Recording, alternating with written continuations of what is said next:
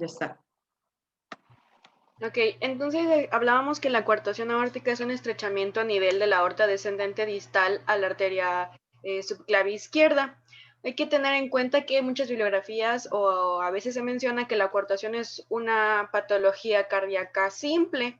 Sin embargo, no es así. Muchas veces va acompañada de otras patologías, sobre todo por el desarrollo que intervienen en el desarrollo del corazón izquierdo. Y la fisiopatología de de todo este padecimiento es que como hay una disminución de la luz a nivel de la aorta, hay un aumento de la resistencia, es decir, un aumento de la poscarga, como si habláramos de la hipertensión. Entonces, que de hecho esta genera una hipertensión que más adelante vamos a ver, más o menos, que se da sobre todo en las extremidades.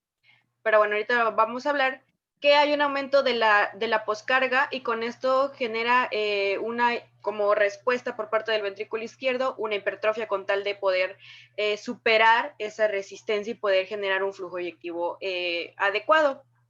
La localización habitual es yuxtaductal, es decir, pues distal a la arteria subclavia izquierda. Un comentario ahí nada más, algo muy importante, ponme esa imagen.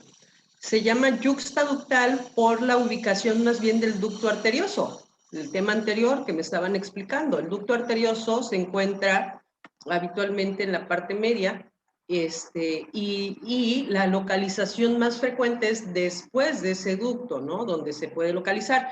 Pero algo muy importante es recordar que en esta parte de la aorta, en el callado aórtico, tenemos arterias muy relevantes. Hay que irlo tomando en cuenta. Tenemos 3 arterias que son en muchas ocasiones las causas de los signos y síntomas de la coartación aórtica. ¿Me pueden recordar cuáles son esas 3 arterias, por favor?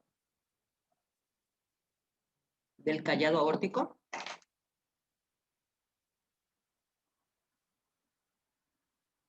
Giselle.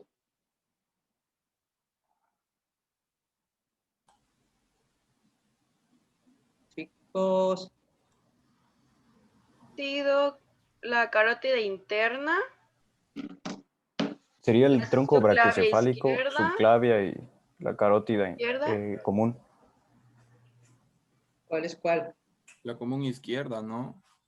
El primero es tronco brachiocefálico. Tronco brachiocefálico que da lugar a Tronco brachiocefálico que da lugar a la subclavia. A la subclavia derecha y a la carótida. A la carótida derecha. Luego viene la segunda es la carótida común izquierda. La carótida izquierda y la tercera es izquierda. Subclavia izquierda. Entonces también depende mucho de dónde se vaya a presentar la coartación, aunque la mayoría es después de esto, pero también hay coartaciones que se presentan en esta parte y nos generan otras características, ¿no? Pero el tronco brachiocefálico con sus ramas es una parte, perdón, el arco aórtico con sus ramas es una parte importante en la génesis de la coartación. Vamos, sigue, Giselle. Bueno, la bibliografía mencionaba que se ha intentado explicar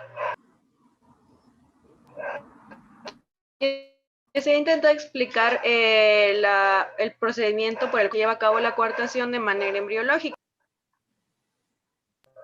Permítanme un momentito.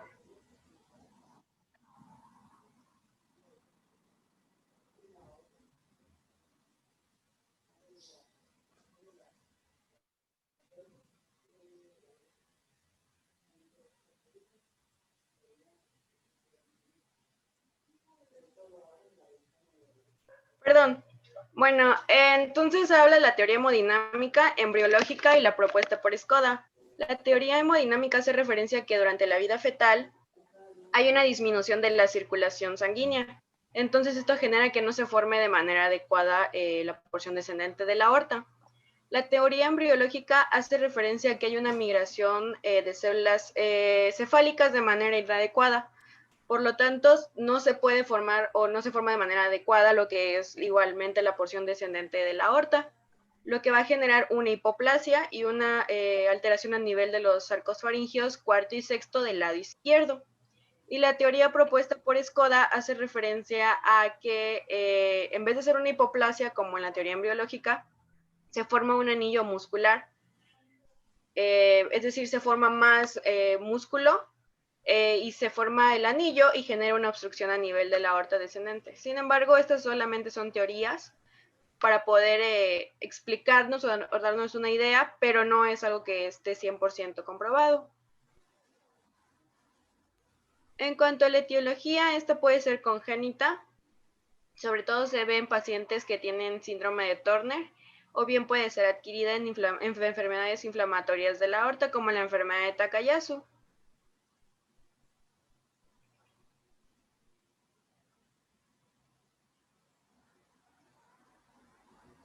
En cuanto a la clasificación, esta nos mencionaba dos tipos de clasificación. En el artículo que encontré era en función a la edad. Esta puede ser neonatal, infantil o en el adulto.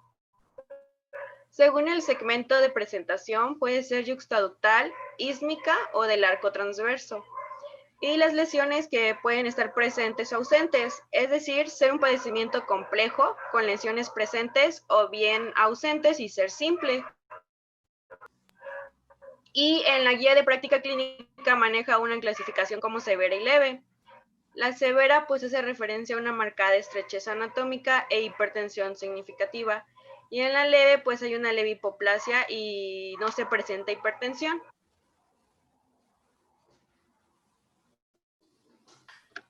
En cuanto a la incidencia de la coartación aórtica, es una de las cardiopatías congénitas que se presentan con mayor frecuencia en México. Ocupa el cuarto lugar después de la persistencia del conducto arterioso y la comunicación interauricular y el CIB. En conjunto, las cardiopatías congénitas representan una incidencia estimada de 8 por cada 1000 nacidos vivos. Y bueno, en cuanto a los síntomas, habíamos mencionado que en base a la clasificación de la edad, dependiendo de la edad vamos a ver la sintomatología. Esta sintomatología que presento aquí se da sobre todo en los adultos. En los neonatos, si la patología se ve pues a esta edad, es mucho más grave y pueden darse signos incluso de insuficiencia cardíaca congestiva o incluso llegar a un choque cardiogénico. Hay que tener en cuenta que la gravedad es inversamente proporcional a lo que es la edad, es decir, entre más pequeña sea la persona o neonato, pues es peor el padecimiento. Y bueno, en cuanto a los neonatos, como ya les mencionaba, pueden tener insuficiencia cardíaca congestiva e incluso llegar a un choque cardiogénico. Los lactantes, mencionaba la bibliografía, que son más inespecíficos. Es decir, están irritables, los niños lloran mucho, no comen bien y se va a presentar sobre todo soplos. Los soplos depende, si solo se presenta por la coartación aórtica, es un soplo sistólico que se va a encontrar en el borde paraesternal superior izquierdo y se va a irradiar hacia la zona interescapular. Sin embargo, como la coartación aórtica muchas veces va acompañada de otras patologías cardíacas, incluso se pueden ver soplos agregados, dependiendo de las patologías que se presenten. Y bueno, la hipertensión arterial en las extremidades superiores es algo característico de la coartación aórtica. Normalmente nosotros sabemos que la presión tiende a aumentar hacia las extremidades inferiores, pero en este caso no ocurre así. ¿Por qué? Porque la obstrucción es a nivel de la aorta descendente. Entonces, el flujo sanguíneo se da de manera adecuada en las extremidades superiores hacia la cabeza. Y una manera de compensarlo, porque pues nuestro cuerpo tiende a la homeostasis, es generando una vasodilatación de las arterias intercostales. Y eso tiene importancia porque muchas veces en la radiografía, bueno, no muchas veces porque es muy difícil verlo, pero en algunas radiografías sí se ve que se forman en algunas muescas óseas por esta compensación a nivel de las arterias intercostales, las cuales se dilatan con el fin de poder llevar el flujo sanguíneo hacia las extremidades inferiores. Hay una disminución o retardo de pulsos femorales por lo mismo. Hay una presión arterial detectable disminuida en lo que es las extremidades inferiores. Se puede observarse hipertensión arterial, cefalea, mareo, tinnitus, disnea, claudicación en extremidades frías y soplos continuos, como ya les mencionaba, dependiendo de las patologías agregadas a la coartación aórtica.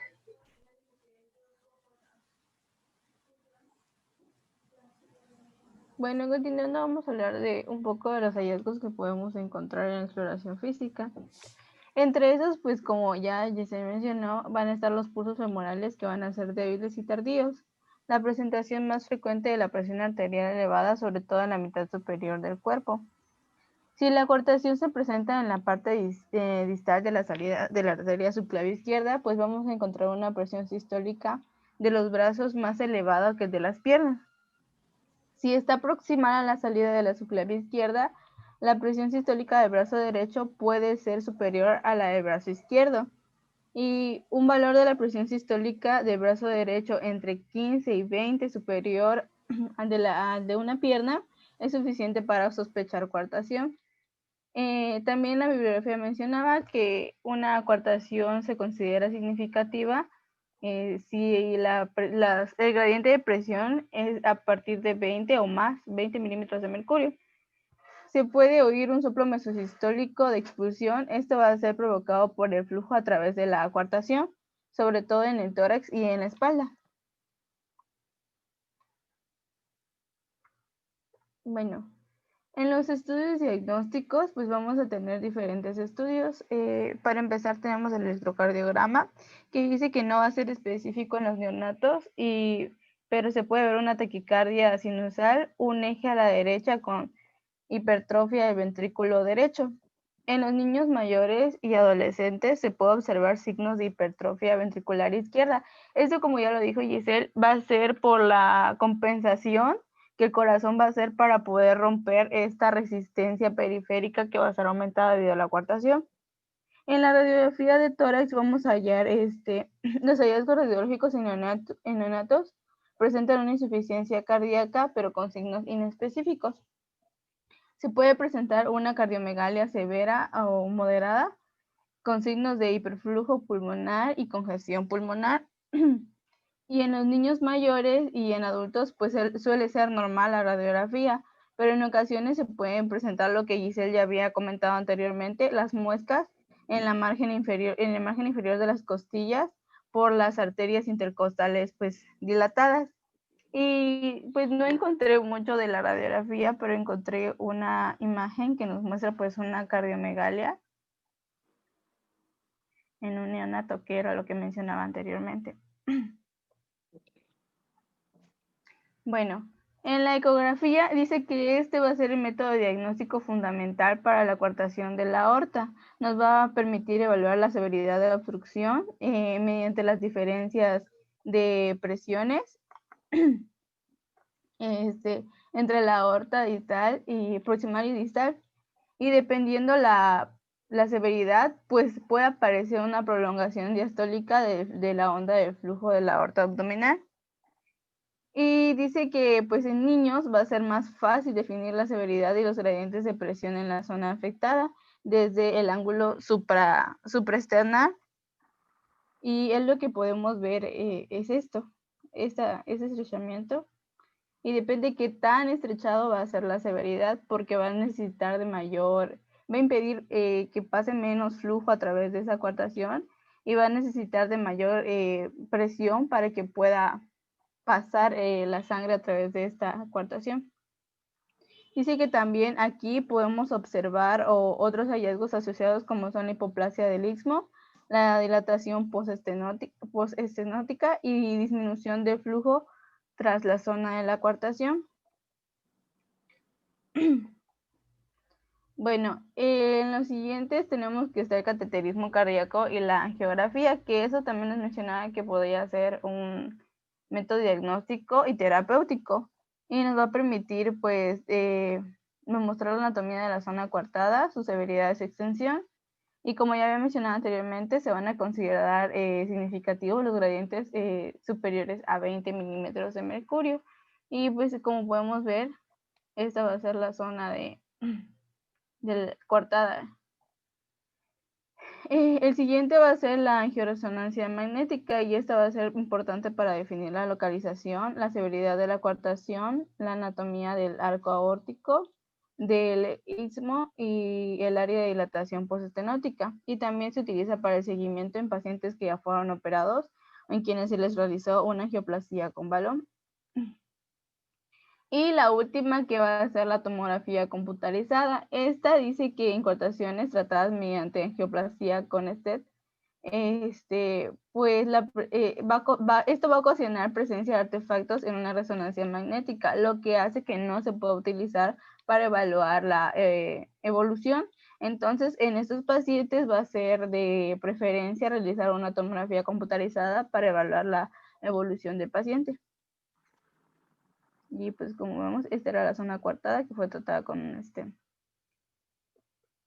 Y en el tratamiento, pues aquí habla que hay un tratamiento médico, un quirúrgico y un percutáneo. Pues el percutáneo también es quirúrgico, pero lo separaba de este rango. En el médico, pues decía que este es fundamental en el caso de los recién nacidos que presentan en estado crítico, mantener el flujo de la aorta distal a la coartación. Y esto se va a lograr manteniendo la presencia del ductus arterioso. Como ya lo había mencionado la doctora, lo más común es que se presente, bueno, como lo mencionó Giselle, es yuxtaductal. Entonces, el objetivo en los pacientes recién nacidos va a ser que se mantenga ese ducto para que permita el flujo, que permita pues que pase flujo en la zona postestenótica y así evitar los signos de gravedad que se van a presentar en el neonato. Y para esto se va a utilizar infusión de prostaglandinas, el apoyo de la infusión ventricular con inotrópicos y diuréticos y la asistencia respiratoria mecánica en el caso pues, de que el recién nacido así lo necesite. En el tratamiento quirúrgico, pues este va a ser el tratamiento convencional para la mayoría de los niños portadores de coartación aorta, de coartación de la aorta. Y existen, van a existir diversas técnicas y pues esto va a variar de acuerdo al beneficio que traigan para el paciente, la mortalidad y el riesgo de recuartación. Y también mencionaba que ninguna técnica va a ser superior en todos los pacientes, debe ser individualizado el tratamiento. Entre las técnicas quirúrgicas, pues vamos a encontrar la resección y anastomosis terminal, la aortoplastia con parche, la aortoplastia con flap subclavia y la interposición de injerto. Y pues bueno, vamos a empezar a hablar de lo que es la resección y anastomosis terminal. Pues para empezar decía, la bibliografía hacía como una introducción en la que mencionaba que el tratamiento quirúrgico pues estaba muy claro en los recién nacidos con obstrucción significativa, pero en aquellos niños mayores o adultos que se presentaban asintomáticos y que además pues no presentaban una hipertensión acompañada de la coartación, estaba dudoso el tratamiento quirúrgico. Bueno, entonces continuando con la resección y anastomosis terminal, esta va a ser el tratamiento muchas veces de elección por los resultados que ha presentado en relación a las otras técnicas quirúrgicas. Y pues esto se va a tratar de una movilización y la resección de la parte distal y proximal a la coartación, como podemos ver acá.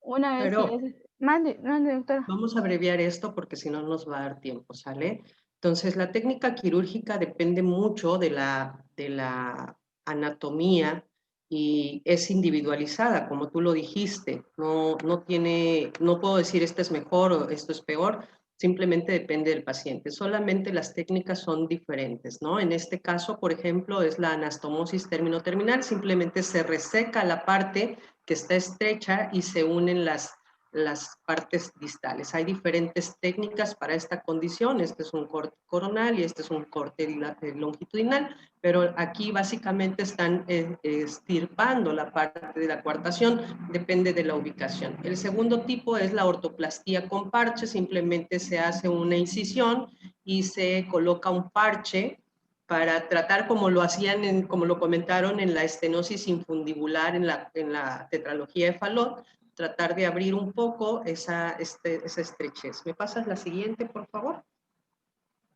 La ortoplastía con flap de subclavia, bueno, es una técnica un poquito similar. Me imagino que aquí hacen una exclusión o mueven la anastomosis de la subclavia, pero igual es un parche. Al final de cuentas, la condición de la aorta es que es un tubo valvado, es un tubo muscular que tiene cierta memoria, y entonces de repente el abrir y el hacer un parche no significa que ya quedó listo, ¿no? Puede haber una restenosis posterior.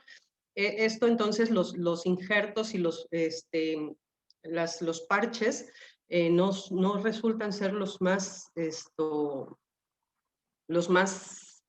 efectivos, pero en la edad corta es quizás la mejor opción. Y esta es el injerto. Esto es un tubo que es no recuerdo el material, es como un tubo plástico. Igual se reseca la parte anastomosada y se coloca el injerto de este tubo, y es básicamente lo que se hace en todas las condiciones. En la tercera parte, pásame el siguiente, por favor. En la última parte del no quirúrgico está el percutáneo, y dependiendo de la ubicación. Vean ustedes que el problema de la coartación, vamos a ubicarnos en esta condición. Es básicamente una estenosis. Si yo tengo una estenosis a nivel de aorta, a nivel de la válvula aórtica, yo escucho un soplo sistólico expulsivo. Eso es lo que yo escucho, un soplo sistólico expulsivo. Eso sí es en la válvula. En este caso, la estrechez no está en la válvula, la estrechez está en el callado aórtico. Entonces, esta estrechez, dependiendo de la magnitud de la estrechez, es la condición sintomática. En este caso está postductal. La condición postductal es la más frecuente. Normalmente lo que hacemos es medir, ya sea por eco o por cateterismo, metemos un catéter que mida la presión aquí, y vemos, a lo mejor aquí mide 100 milímetros de mercurio, ¿sí? Y lo retiramos y medimos luego la presión aquí, y aquí mide 60 milímetros de mercurio. Entonces, de 100 a 60 hay una diferencia de 40. Cuando la diferencia de presión pico a pico es de más de 20 milímetros de mercurio, consideramos que la estrechez es importante, que tiene que tratarse, porque mientras más alta sea la estrechez, más problemas van a haber. Vean ustedes cómo están dilatadas estas arterias, casi tienen el mismo grosor de la aorta, y esta dilatación, tanto pre como post, me va a generar secuelas clínicas, ¿no? Pre me va a generar mucha presión en el brazo derecho, y esa es la clínica. Entonces, si yo tengo un paciente joven, supongamos que este niño sobrevivió a una edad adulta, y entonces si a mí me llega un joven de 10, 15, 20 años que tiene hipertensión, sobre todo en brazo derecho, con una diferencial entre 15 o 20 milímetros de mercurio entre el brazo derecho y el izquierdo, o entre las extremidades superiores y las inferiores, con un soplo sistólico expulsivo en foco aórtico que se irradia hacia la región interescapular, pues casi me está dando el diagnóstico de coartación aórtica, ¿sí? Paciente joven con soplo expulsivo irradiado hacia la región interescapular y con una diferencia de presión de entre 15 y 20 milímetros de mercurio, ya sea entre el brazo derecho y el izquierdo. Obviamente, ¿cuál sería el brazo de presión más alta, el derecho o el izquierdo? ¿Cuál de los brazos tiene la presión más alta? El derecho. El derecho va a tener la presión más alta, a diferencia de lo que sucede fisiológicamente. En este caso, el brazo derecho tendría la presión más alta que el izquierdo, o las extremidades superiores tendrían presiones más altas que las inferiores, ¿sí? Eso tan solo me da el diagnóstico de coartación aórtica. Entonces, yo tengo la sospecha de una coartación aórtica, le mando a hacer un ecocardiograma, donde, ya lo comentaba, se ve la estrechez, se ve el incremento de flujo, y medimos esta misma diferencial. Bueno, sí hay coartación. Lo que hacemos es una tomografía para poder medir el ancho de la arteria antes y después, y saber si es candidato a un injerto, si es candidato a un parche, o si es candidato a esto que es un stent, ¿sí? Esto es un stent como el que se le pone a los infartados, pero obviamente ya no se le llama stent, se le llama una endoprótesis, ¿sí? Esto es una endoprótesis, aunque básicamente la condición es la misma. Y esta endoprótesis se monta igual sobre un globo, viene sobre un globo, se coloca en la región de la estrechez.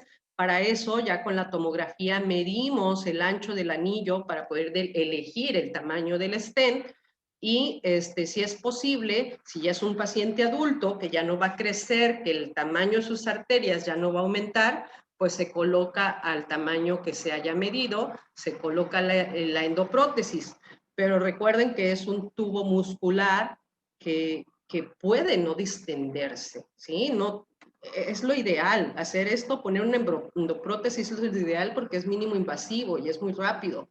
Pero puede ser que la endoprótesis no se abra correctamente, que no quede bien ubicada, así como quedó esta, quedó estrecha, quedó con una cintura, ¿no? Y pues ahí quizás le abrimos un poco al paciente, pero no lo resolvimos por completo, ¿no? Entonces sí es un poco difícil elegir, pero la endoprótesis ha venido a hacer una gran diferencia en cuanto a la recuperación rápida y a la tasa de éxito, sabiendo elegir al paciente el tamaño de la endoprótesis y lo largo y la condición del paciente. Entonces, cuando nosotros ponemos una endoprótesis por cateterismo, la tomografía es el estudio ideal para ir vigilando, no la resonancia, porque la resonancia genera un campo magnético que con el metal pues va a generar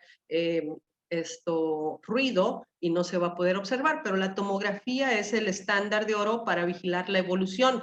Si este stent se le puso a un chico de 15 años que todavía va a crecer un poquito más, pues con eso vamos vigilando anualmente qué tanto se ha estrechado, qué tanto le ha condicionado estrechez esta endoprótesis, ¿no? Si yo la pongo en un niño que a lo mejor tantos tiene ahora este ancho, bueno, yo ahí generé una estrechez por habérselo colocado a una edad temprana. Y ahora la coartación la estoy generando yo, la estoy perpetuando yo por el stent que le pusimos, ¿no? Entonces, pero bueno, a veces es la única opción que tenemos. Y bueno, al resolver la coartación de alguna manera, pues va a reducir la hipertensión arterial, que es lo más grave en estos pacientes. Y bueno, ¿algo más que me quieras agregar, Caro?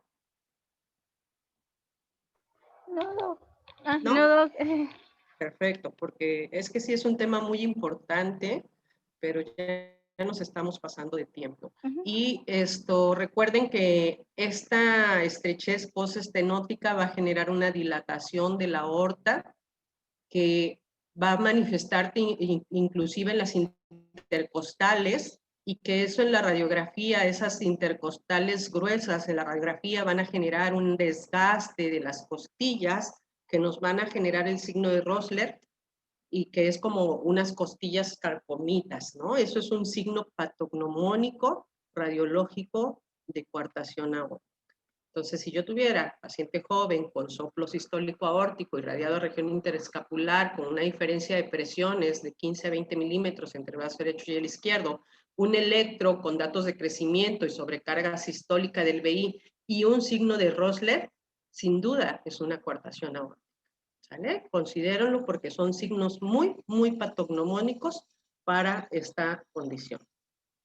Muy Doctora, bien. ¿ya no paso las complicaciones? No, ya no. Vámonos al siguiente tema. Perdón, pero si no, no terminamos. Vamos. Gracias. Bueno, yo les voy a hablar un poco de lo que es la transposición de los grandes vasos. Y la siguiente, Caro, por favor. La siguiente.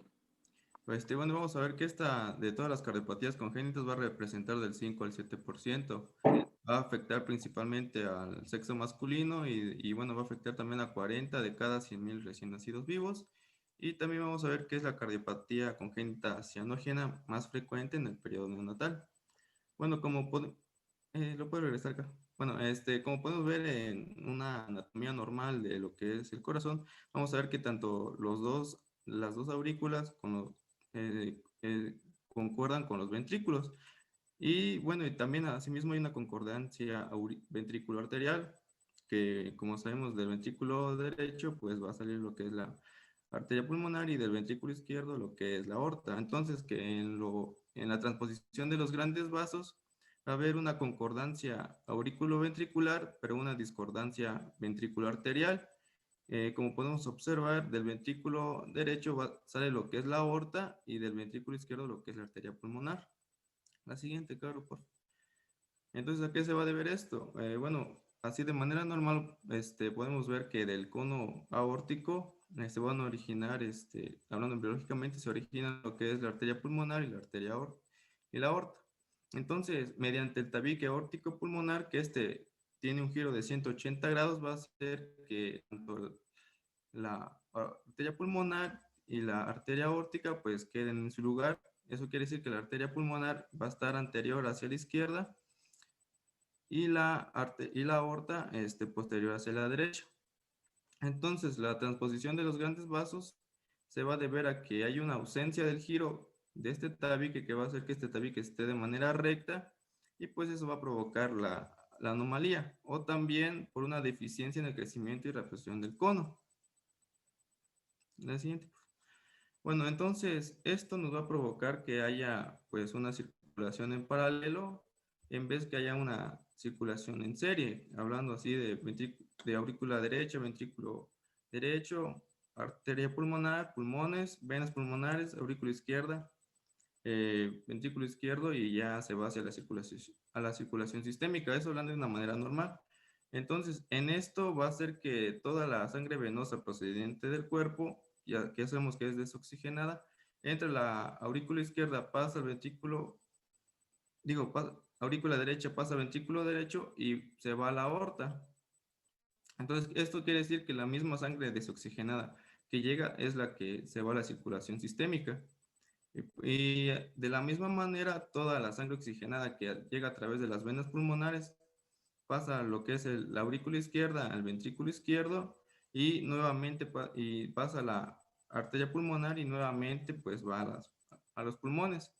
Y esto pues va a dar que hay una condición de hipoxia, ya que no va a llegar oxígeno pues a los tejidos.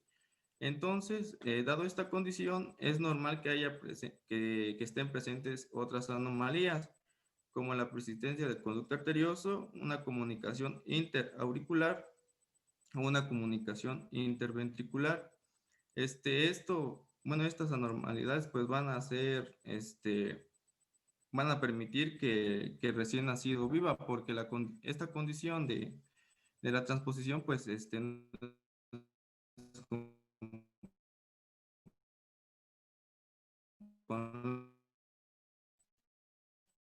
y es una comunicación en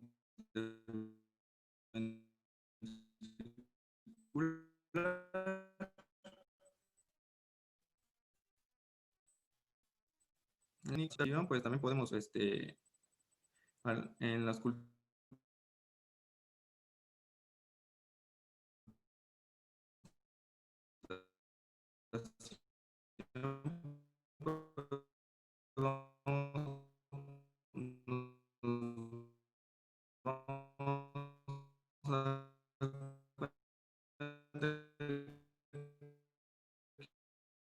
que hay soplos, es que Bueno, dentro de esta aniónica elevada, esta va a ser secundaria a la hiperlactemia que se presenta en esta patología, como ya les explicó Osmar. Hay una alteración en la oxigenación de la sangre. La hipoxemia y la desaturación periférica van a ser datos característicos. En la radiografía vamos a encontrar cardiomegalia variable, un pedículo estrecho y por lo general hiperflujo pulmonar, como ya les mencionó también. En el electrocardiograma se va a observar crecimiento de cavidades derechas y la ecocardiografía va a ser la herramienta más útil para el diagnóstico de esta y puede realizarse desde la etapa fetal Y bueno, con este estudio se puede observar la discordancia que hay entre la conexión ventricular arterial.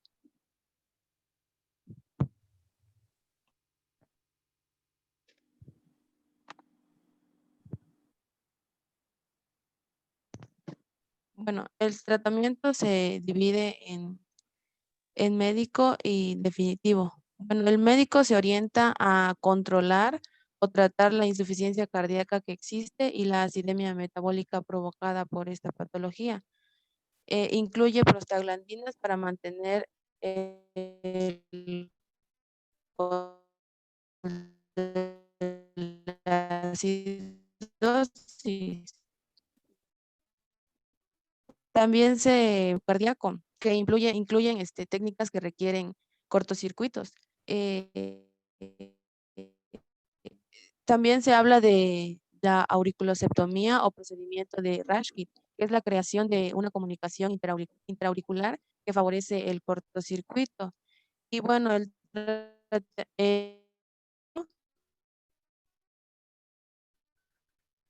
se refiere a la alteración que existe. Es importante mencionar que estos procedimientos deben realizarse 6 meses, en los primeros 6 meses de vida.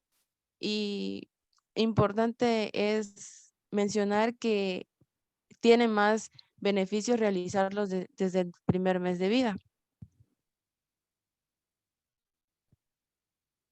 Y esos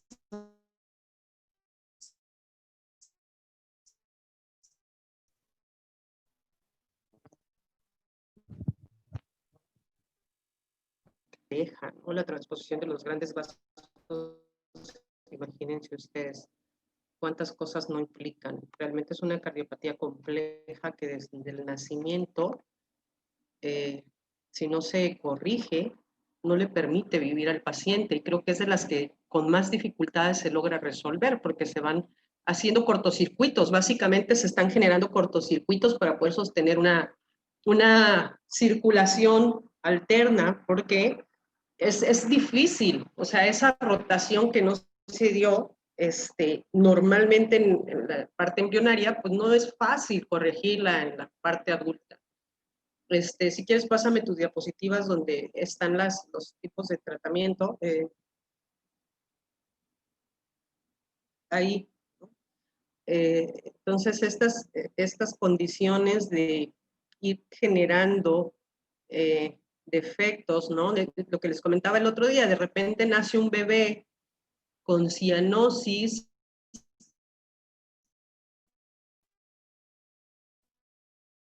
y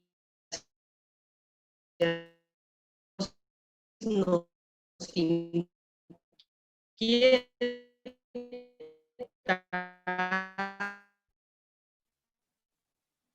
comunicación interauricular y la persistencia del conducto arterioso para tratar de corregir en algún momento, intentar corregir en algún momento esto, ¿no?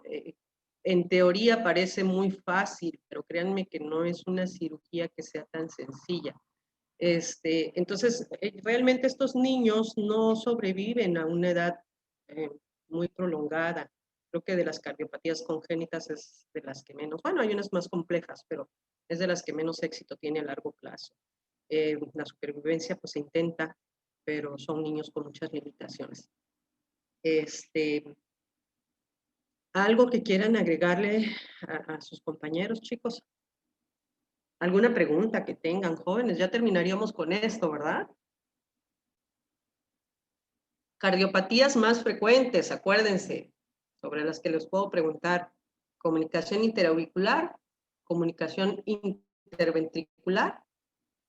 ¿Cómo detecto yo cuál sería el patrón de un paciente con una comunicación interauricular? Sería un adulto que tenga, una persona adulta con un soplo desde el nacimiento, que tenga clínicamente palpitaciones y que tenga un soplo sistólico tricuspidio, que me hable de insuficiencia, con un desdoblamiento fijo del segundo ruido. Eso es algo importante. Un paciente adulto con un soplo de nacimiento, con un soplo tricuspidio y un desdoblamiento fijo del segundo ruido, eso me debe hacer pensar en una comunicación interauricular, ¿sí? ¿Qué hallazgos voy a tener en mi electro en una comunicación interauricular? Pues crecimiento auricular, obviamente, principalmente izquierdo, y bloqueo de rama derecha en el electro. Bloqueo de rama derecha es patognomónico asociado pues al desdoblamiento fijo y al soplo tricuspidio. Eso me debe hacer pensar en una cardiopatía congénita del tipo de la CIA. Y el tratamiento de la CIA pues depende de la ubicación. En la CIA ostium secundum es la única que se puede tratar por intervencionismo, todas las demás requieren un tratamiento quirúrgico. Y es la cardiopatía congénita más frecuente del adulto. Una persona con CIB, ¿cómo lo detecto? Habitualmente son niños que tienen soplos sistólicos a la altura del tercer cuarto espacio intercostal, línea paraesternal izquierda, que básicamente el soplo es mucho más agudo en los defectos pequeños y mucho menos intenso en los defectos grandes, entonces muchas veces llega a ser un soplo muy, muy audible, y que, bueno, que encontraría, ¿qué otra condición? Igual es un soplo de nacimiento, pero la ubicación es diferente,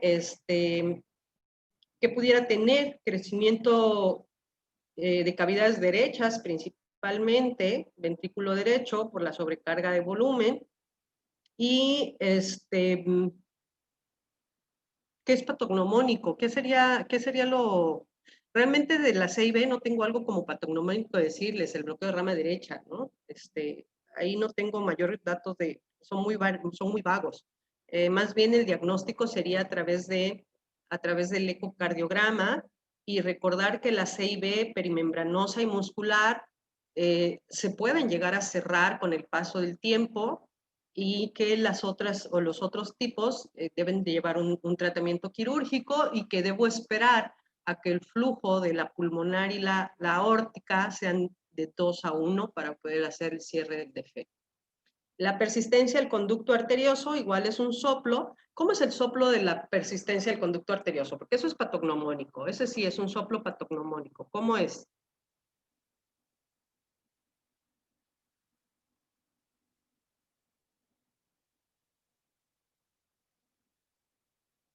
Jóvenes, ¿están doctora, ahí? ¿Se refiere a si es continuo? ¿Cómo es el soplo? Sí. ¿Cómo es la característica del soplo? Porque lo comentaron. Se refiere a eso, ¿no? Que es continuo. Tiene un reforzamiento del segundo ruido o desdoblamiento del segundo ruido. El soplo, ¿cómo es? ¿Solamente tiene un reforzamiento del segundo ruido y ya con eso? ¿Es patognomónico de PCA? Chavos, hoy están muy dormidos, ¿eh? Yo no tengo ganas de estar lidiando con ustedes. Telesistólico, doctora, es telesistólico. ¿Telesistólico o sistólico y diastólico? Es sistólico y diastólico con el desdoblamiento del segundo ruido. Sistólico y diastólico. Es sistólico y rítmico. diastólico. Es un soplo ¿cómo se llama? El vapor, se me fue el nombre. El tren del vapor, Bueno, es un soplo sistólico diastólico que se escucha principalmente en el foco pulmonar, y que semeja a la máquina de vapor, ¿sí? De un tren. Así es similar. Es un soplo muy característico, sobre todo por eso, es sistólico y diastólico en flujo pulmonar. Esa es la característica principal de la persistencia del conducto arterioso. Y la coartación aórtica es la cuarta patología de cardiopatías congénitas, que es muy característica, por lo que ya les comenté ahorita que lo estamos hablando. De la tetralogía de Fallot, lo más característico es que es en niños, se diagnostica desde la edad de infancia, que se caracteriza por la hipoxia que genera cianosis, sobre todo cuando el niño hace un esfuerzo, cuando corre, cuando llora, cuando come, y eso le genera cianosis y crisis de hipoxia, ¿sí? Las 4 condiciones que lleva la tetralogía de Fallot se las deben saber de memoria. Si el paciente con tetralogía debe tener una estrechez infundibular pulmonar, debe tener una hipertrofia del ventrículo derecho, debe tener una CIB y un acabalgamiento de la aorta sobre la CIB. Y si se acompaña de una comunicación interauricular, se llama pentalogía de Fallot. ¿Sí? Y el tratamiento de la coartación de la tetralogía depende mucho de sus condiciones. El Epstein es la auriculización del ventrículo derecho, la enfermedad de Epstein. La característica es que es una aurícula derecha muy grande, de una implantación baja, condicionada por una implantación baja de la válvula tricuspidia. Las condiciones clínicas de estos pacientes son falla cardíaca derecha, ¿vale? Y esto, pues ya nada más son los temas más relevantes. Bueno. Entonces, hasta aquí la dejamos, jóvenes. De verdad, hoy sí no me ayudaron nada.